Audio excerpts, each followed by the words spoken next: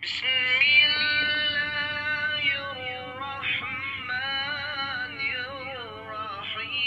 اللہ الرحمن الرحیم۔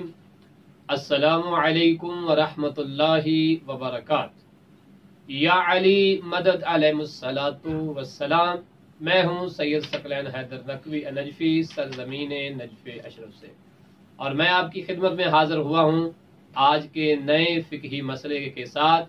اور وہ فقہی مسئلہ روز مرہ ہمیں کئی دفعہ سننے کو ملتا ہے، اور بہت سے لوگ لا علمی کی وجہ سے یا نہ جانے کسی اور وجہ سے اس کے اوپر اس طرح سے ڈٹ جاتے ہیں کہ جیسے وہ شریعت مقدسہ کا دفاع کر رہے ہوں، جبکہ وہ اپنی لا علمی کی وجہ سے شریعت مقدسہ کی مخالفت کر رہے ہوتے ہیں، لیکن انہیں معلوم نہیں شاید اس بات کا، انہیں پتہ نہیں ہے یا کوئی اور مسئلہ ہے۔ اور وہ سوال کیا ہے کہ جس پہ ہمارے معاشرے کے لوگ بالخصوص سادات جو ہیں وہ رک جاتے ہیں، بلکہ بعض سید تو ناراض بھی ہو جاتے ہیں، بعض سادات غصہ کرنے لگ جاتے ہیں، اور شاید اس طرح سے وہ غصے کا اظہار کرتے ہیں کہ جیسے اس مسئلے میں پروردگار نے انہیں الگ سے اجازت دی ہے کہ اپنی منمانی کریں۔ وہ سوال کیا ہے؟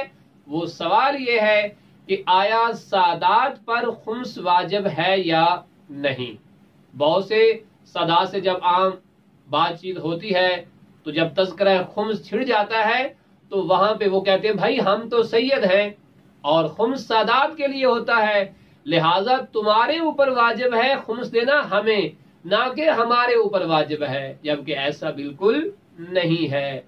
جس طرح نماز واجب ہے سید پر بھی اور غیر سید پر بھی، روزہ واجب ہے سید پر بھی اور غیر سید پر، زکوٰۃ واجب ہے سید پر اور غیر سید پر، ایسے ہی خمس بھی واجب ہے سید پر بھی اور غیر سید پر بھی، کیونکہ ہمارے بچے کو یاد ہے کہ فروع دین 10 ہیں، جس میں نماز، روزہ، حج، زکوٰۃ اور 5واں خمس ہے۔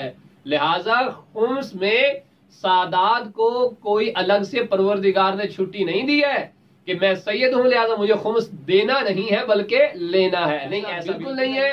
ہر سید کو خمس نہیں دیا جاتا، بلکہ مستحق جو سید ہو، اثنا عشری شیعہ ہو، مذہب امامیہ کے ساتھ تعلق ہو، اسے خمس دیا جائے گا۔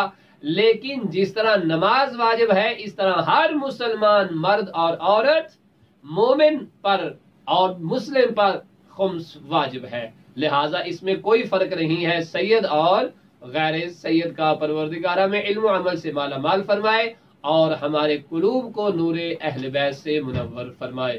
وصلی اللہ علی محمد وآل محمد۔